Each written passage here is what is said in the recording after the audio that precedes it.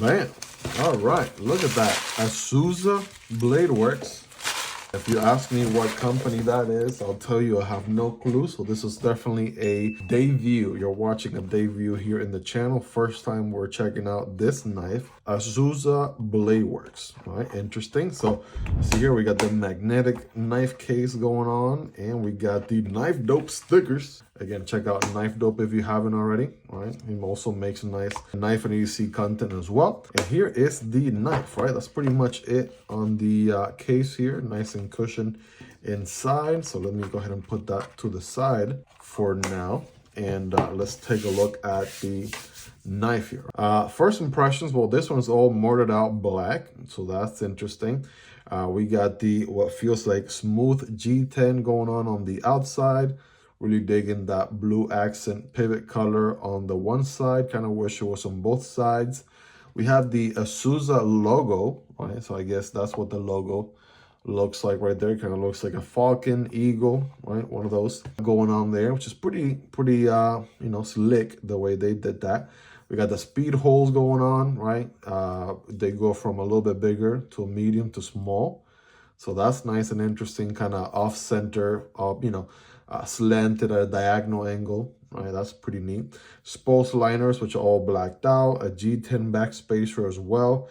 And then we got the pocket clip situation here, which seems like it will go in and out of the pocket pretty good. I will tell you if the pocket clip is magnetic or not, but I can't find my magnet.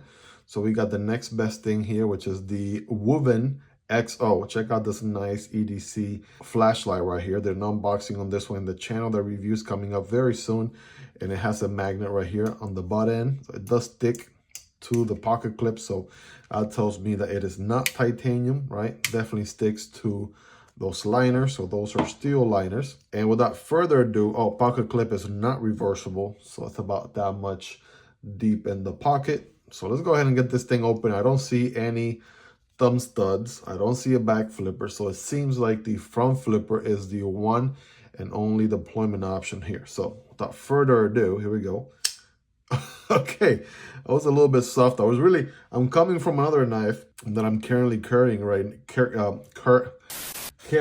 now. And, you know, I thought it would be a lot more pressure to deploy, but that's actually pretty smooth, right? It doesn't require a lot of pressure. Definitely wipe the butterfingers off your hands whenever you're doing a professional video for YouTube. Note to self. Anyways, yeah, not really a lot of pressure required, right, to overcome the D10. So this is what that looks like. So not bad. I want to say, you know, borderline somewhere decent to maybe a little bit on the softer end, depending on how you like it. But I will say, you know, if you're someone looking into front flippers, there are some front flippers out there that would definitely just beat up your thumb for no reason whatsoever. So a smooth, very functional flipper like this one, you don't have to like beat it up or destroy your thumb just to get it to work. This is just what the doctor ordered right here. Very, very smooth. We can do the wrap around the index finger. There we go. Bam, reach around without dropping it this time. There we go. All right, so let's talk blade here. All right, this is one interesting looking blade, I'll tell you that. Sheep's foot, one cliff going on. They got a little bit of a peak here, a peak there. Very, very interesting. Flat grind, very nicely done. Also, this is sort of like a black wash, you know, that's very opaque looking. All right, so if you're looking for the most tactical way to EDC, and maybe you don't like satin finishes all that much, you want a blacked out knife, this is pretty neat, right? 14C28, and on the steel, not much more really billboarding on the blade, which is appreciated. I think with the logo and the pivot and the steel printed nice and tucked away in the corner there, that's about all you need. Liner lock situation here, so you can push that liner out of the way very easily. Very drop shotty blade, right? A little bit of a shake shutter. Not a guillotine on the way down, which is good if you enjoy that. Right? It kind of falls at its own pace with its own weight. Look at that. Man, that is smooth, right? If you're the type of person that likes the blade to fall on your on your thumb fingernail, then you can do that as well. I'm not that kind of person, so I'll definitely move all my fingers out of the way. Thank you very much. And as far as ergonomics, so here we go. The hammer grip back here is pretty solid. You're gonna have average hands, not the biggest of hands or the smallest of hands. So somewhere in the middle, I'm able to get a full purchase here, no refund, like your boy Knife Dope will say. So I can also forward choke on this thing pretty nicely here. Look at that. Got a nice finger choil situation going on there. Kind of works if you want to rest your thumb in this section, but then you can also rest your thumb here. So I could do this or I could do this, right? And this one feels right at home. I'll tell you that right now. Man, we can get some work done right here, right now. This is some good ergonomics, good solid ergonomics right there. And I'll tell you that, G10 handles are nice and contour all around. Pocket clip gets the job done. It's not uncomfortable. It's basically just a straight line on the top there, and I barely feel it. I barely feel it. Even squeezing really hard on this thing, right? Pretty solid pocket clip, you know, pretty seamless there. So it's a good 9.5 out of 10. I would say, obviously, a 10 out of 10 is something like a fixed blade with no pocket clip.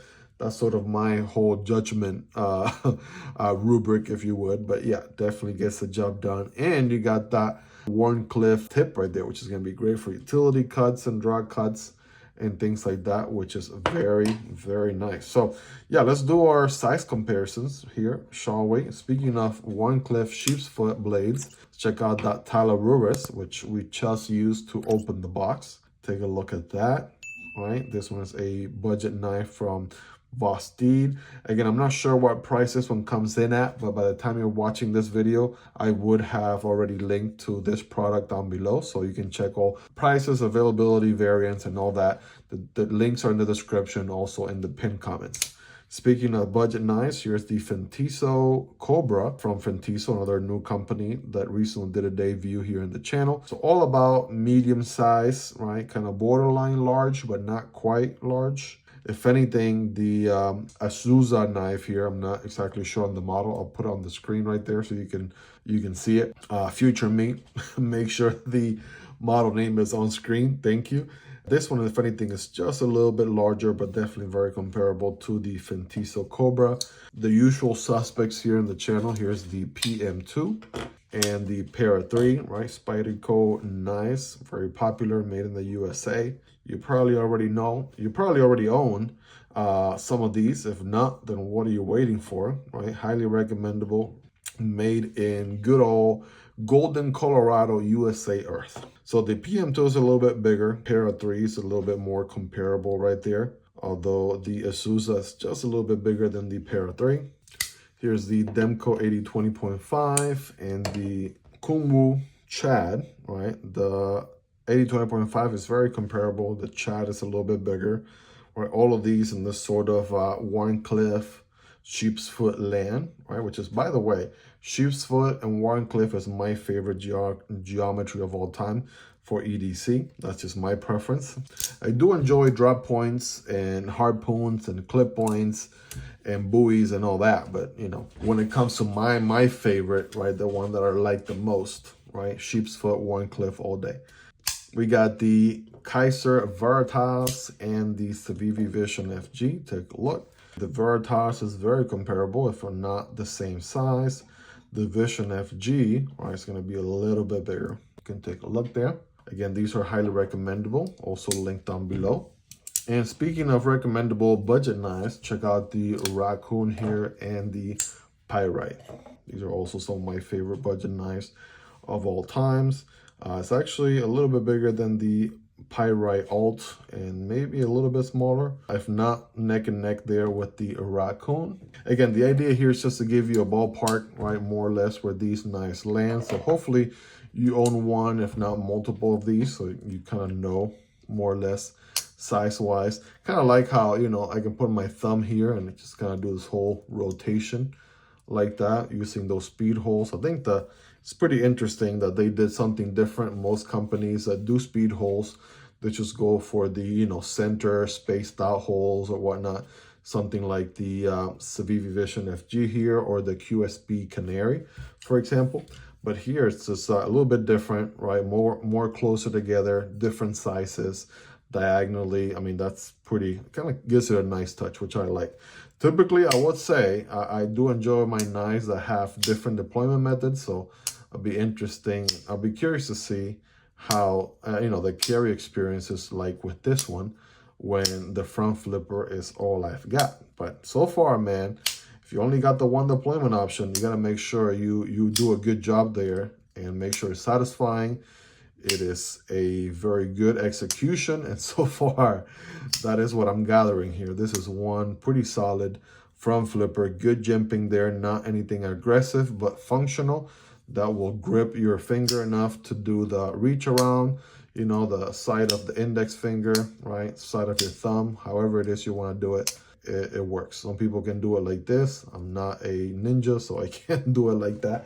But I will show you a quick, very scientific, by the way, cutting test. Got a piece of paper here from an old textbook that I'm recycling. So let's see how it does. Again, 14C28N. Let's say maybe the initial bite, right? Like I have to angle it well to make sure it bites. But once it bites, once it bites, right? So you got the bevel here, and then you got the edge. The edge is very, very like small, right? And then you can actually see it because it is coated in black. So by the time you see the edge, it's just very, very small. Compared to something like a Demko AD 20.5, they make their edge very visible, right? You can see it, it's pretty tall. Here, the edge, all right, we're talking about way down here, the edge is very, very minimal. So I wonder if that has anything to do with that. But we did get some good swirls there. All right, so that's not bad. Let's get some full slices. All right, there you go. In case you were wondering if it cuts. I'm telling you, it's all about that first initial bite. Just once it bites, it's good, but then, it might be important for it to bite. That's for sure. One thing you do have is a long cutting path, but this one might be good for strap right about now. Keep in mind, it's not a brand new knife, and it has already seen some use from the knife pass around. So probably will, end up strapping this one a little bit. Should go through that paper just a little bit better. So again, this is an edge, factory edge, but not brand new out of the box. As for the cardboard, remember when cutting cardboard, don't cut perpendicular, but rather at an angle like this. And it's gonna look something like this, right? Got my full grip right there with the forward choke. All right, there we go. I will tell you, if it was any shorter, if it was a shorter knife, I probably would have tapered off somewhere. But the fact that you have a pretty long cutting path really helps there. Carry that cut all the way throughout. Yeah, probably needs a little bit of a strap, right? It definitely is going through. It's going through the material. See, I'm fighting for leverage right here, right? There we go. Now that I got leverage. Yeah, it cuts well, but I feel like it could probably cut a little bit better. That's about my only concern. So I will be strapping this guy. Obviously, I'm gonna factor that into my whole review feedback. So by the time I carry this knife, I gather all my feedback, and I post the review video. I'll definitely be going over all that with you guys. But these are just some reactions, first impressions. Right, you guys rate it in the comments on a scale from 1 through 10. Of course, 10 being the sharpest. How sharp is this guy? Let me know. Well, there you have it, guys. This is the Azusa model name here. First unboxing and first impressions video, making a debut here in the channel. Of course, this is a loaner. Shout out to Azusa for providing this review version here, if not from one of my colleagues who actually provided this loaner so we could check it out. and of course for you guys to be able to learn more about this knife, learn more about this company. I'm excited to carry this one, right? This one is going in the pocket as soon as this video is over. I love the profile, love the geometry going on here, right? Handles comfortable, can forward choke. Again, I'll give it a little bit of a strap here, right? Kind of see if that edge gets a little bit better, and I'll factor that into the review. So the review is coming up here in the near future, guys. If you're not yet subscribed, this will be a perfect time to do that. If you like and enjoy knife and EDC content like this on a daily basis, you would not be disappointed. This knife and every other knife that you see in this video will be linked down below. So if you want to check prices, availability, variants, all that good stuff, I would have already linked to everything down in the description and also in the pinned comments. So check it out. It does help out the channel when you use those links, but that's entirely up to you. And it really helps support what I do here, creating this content for you guys. If you got value out of the video so far, you enjoyed seeing those raw first impressions on this knife, give it the video a thumbs up. It really helps with the YouTube algorithm, gets this content pushed out to a larger audience. Guys, we're aiming for 10,000 subscribers by the end of the year. So hopefully by the time this video is posted, we're closer and closer to that target.